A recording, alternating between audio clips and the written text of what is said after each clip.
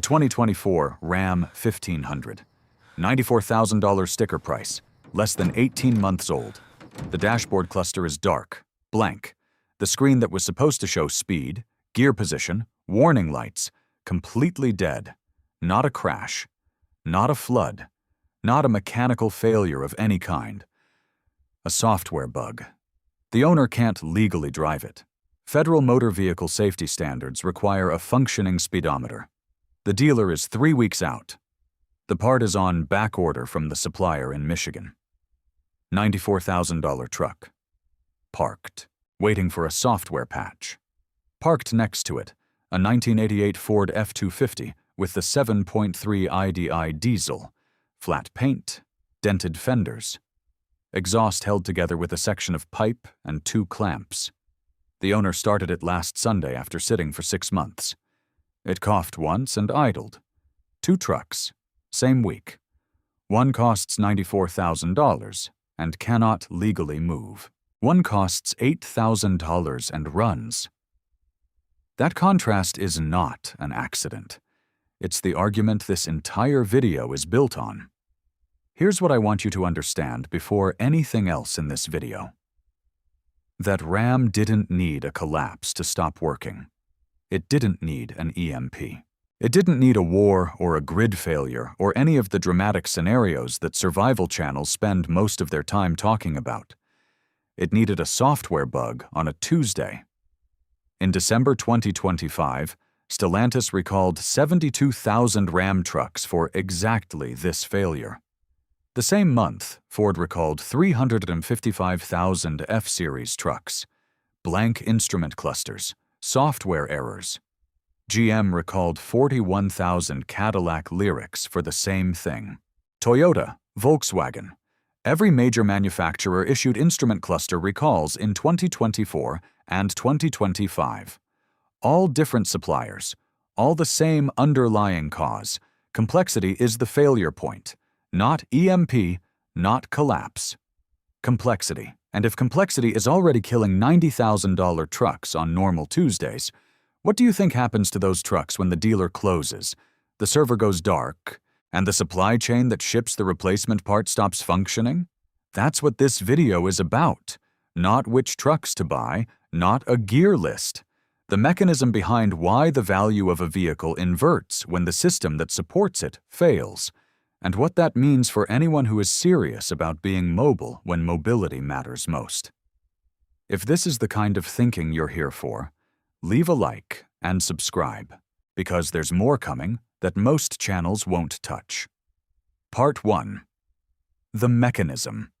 The first thing to understand is that modern vehicle complexity wasn't designed to make vehicles more reliable. It was designed to make vehicles more profitable to own after the sale. A vehicle that requires proprietary diagnostic equipment creates a customer who must return to the dealer. A vehicle with sealed components that can't be replaced without factory tooling creates a customer who can't use an independent mechanic. A vehicle dependent on manufacturer software updates creates a customer who is permanently tied to that manufacturer's continued operation. This is not a design philosophy built around your ability to keep the vehicle running. It's built around recurring revenue. A 2023 Ford F-150 has approximately 150 electronic control modules. Each is a computer. Each has software. Each piece of software can have bugs. Each bug requires a fix from the manufacturer through the Ford Diagnostic and Repair System, FDRS, a proprietary software platform that requires a dealer subscription, a dealer account, and a dealer laptop to operate. In November 2025, a Ford technician filmed himself performing a routine recall update when the FDRS system froze mid-programming. An hour and a half into the update, the program failed. The module couldn't proceed. Another technician watching the video commented, "GM is the same way. Our programming fails in the middle of updates and BRICS modules left and right. Cars get towed in when the over-the-air updates fail. It's a nightmare." This is the normal condition of modern vehicle repair, in a functioning system. Now remove the functioning system. Remove the dealer. Remove the server. Remove the subscription account. Remove the supply chain for the sensor module that costs $4 to manufacture but ships from a factory in Shenzhen on a 12-week lead time. The 2023 F-150 develops a problem that cannot be resolved. Not because the engine failed, because the infrastructure that was required to keep it running no longer exists. The 1991 Jeep Cherokee XJ with the 4.0-liter AMC inline 6 has one engine computer, the OBDI system. Simple enough to diagnose with a $30 code reader. The rest of the drivetrain is mechanical. Transfer case mechanical. Axles mechanical.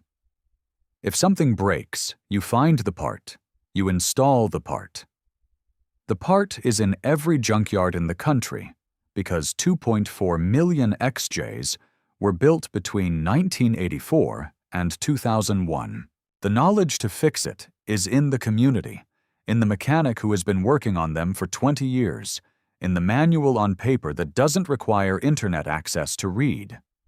When the FDRS server is offline and the dealer is closed and the proprietary tool is unavailable, the XJ is still fixable and the F-150 is not.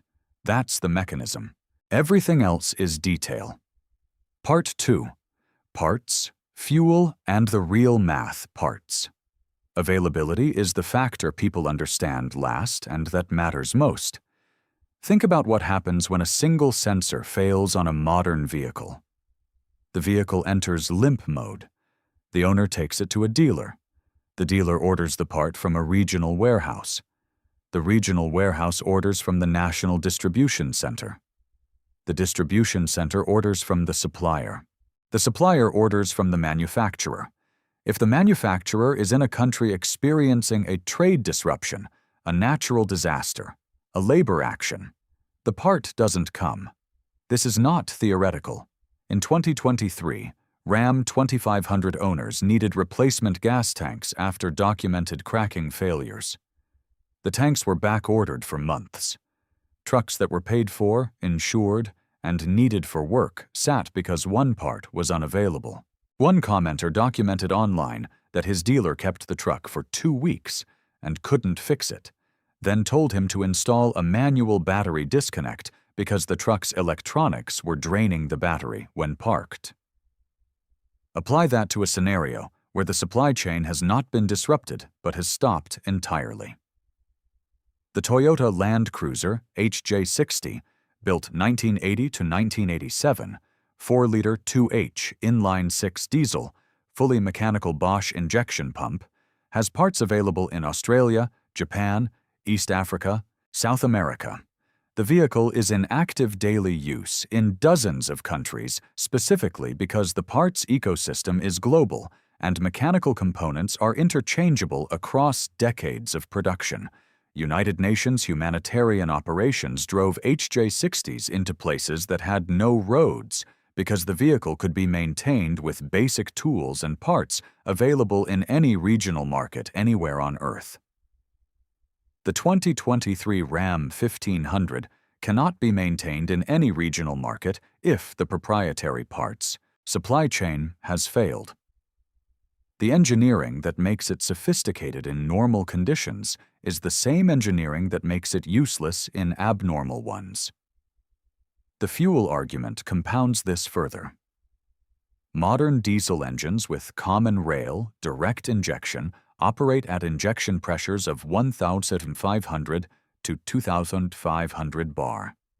At those pressures, fuel quality is critical.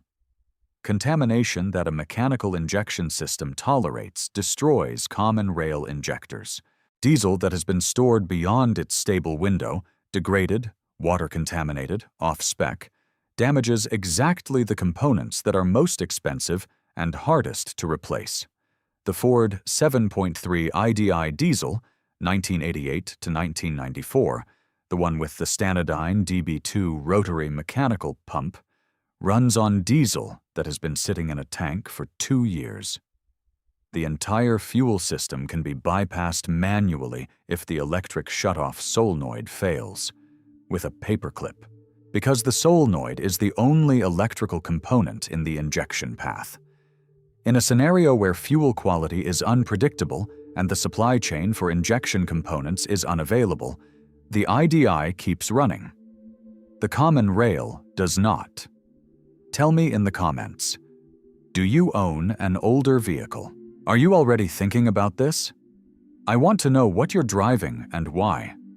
Because the people in the comments section of this channel understand things that most survival channels never talk about. Part 3. The value inversion. Now the part that most people miss, because they are thinking about the wrong kind of value. Gregorios Sakinidis was a taxi driver in Thessaloniki, Greece. In 1981, he bought a used 1976 Mercedes-Benz 240D, part of the W123 chassis family, OM616 diesel engine, fully mechanical Bosch injection pump, and drove it as a taxi for 23 years. When he retired the car in 2004, it had traveled 4.6 million kilometers, 2.85 million miles. He crossed into war-torn Yugoslavia in 1993, delivering humanitarian supplies. He drove to Germany, to Turkey, to Bulgaria more than 90 times. The car never permanently stranded him because anything that went wrong could be fixed with parts available in any country he was in when it happened. Mercedes sent engineers to verify the odometer. They gave him a new C-Class and put the 240D in their museum in Stuttgart. The car is in a museum because what it represents, a standard of mechanical engineering that does not require proprietary software, proprietary tools, or a functioning manufacturer to keep running, is a standard the company no longer produces. That standard is exactly what determines value when the supporting infrastructure fails. Top Gear drove a 1988 Toyota Hilux diesel into the Bristol Channel at low tide and let the tidal estuary flood it overnight. They set fire to the cabin, dropped a caravan on it, put it on top of a 23-story building in East London, scheduled for demolition, and imploded the building. They pulled it from the rubble. It started. The Hilux is still the most common commercial vehicle across sub-Saharan Africa and Australia because 40 years of production means parts exist everywhere and knowledge of the vehicle is distributed across entire communities. Now here is the economic argument underneath all of this. In a functioning economy, value flows toward features. The truck with the most technology, the most comfort, the most digital capability commands the highest price because the ecosystem supporting those features is reliable. Remove that ecosystem and value flows toward repairability. The vehicle that can be fixed with what is available by whoever is available with parts that exist locally, that vehicle is worth more than the one that cannot be fixed at all. This is not a theory. It is a mechanism documented in every economic disruption in recent history. In Venezuela during the collapse, vehicles that could be maintained without imported parts kept running. Vehicles dependent on imported proprietary components sat when those components stopped arriving. In Argentina in 2001, mechanics who could maintain older vehicles with available materials had income when almost nobody else did. The vehicle that anyone in the community could service was the vehicle that retained real-world value. The $94,000 Ram with the blank cluster. The $8,000 F250 IDI that started on Sunday. In a functioning economy, the difference between them is $86,000 of features that the ecosystem supports. In a disrupted economy, the difference between them is one vehicle that runs and one that doesn't. If you're watching this and thinking seriously about the first days of a collapse scenario, not just the vehicle, but the full picture, I put together a complete survival guide and protocol specifically for the first 30 days. Day by day, decision by decision, built for real conditions, not for people with rural properties and unlimited resources. The link is in the description. Now, the closing thought. The practical conclusion here is not romantic. It's not about nostalgia for the way things used to be built. It's about understanding a single question. Do you want to own a vehicle whose function depends on a chain of suppliers, manufacturers, software systems, and dealerships that extends around the planet and that you cannot influence, predict, or replace when it fails? Or do you want to own a vehicle whose function depends on physics that worked before any of that existed and will work after all of it stops? The mechanism is already operating. Ram, Ford, GM, Toyota, Volkswagen, all of them issued recalls for software-dependent components in 2024 and 2025. Not in a collapse, not after an EMP. On normal days, in a functioning economy, with every dealer open and every supply chain running. The next step in the failure mode is not dramatic. It is not an event. It is the same mechanism that already parked those trucks, running in conditions where the dealer is closed and the server is dark, and the part from Shenzhen is not on a ship that is coming. The 1988 F-250 doesn't know about any of that. It coughed once and idled. That's the only argument that matters. If this changed, how you look at what's in your driveway, leave a like, subscribe. There's more coming that most channels won't touch. Know the place before you need the place.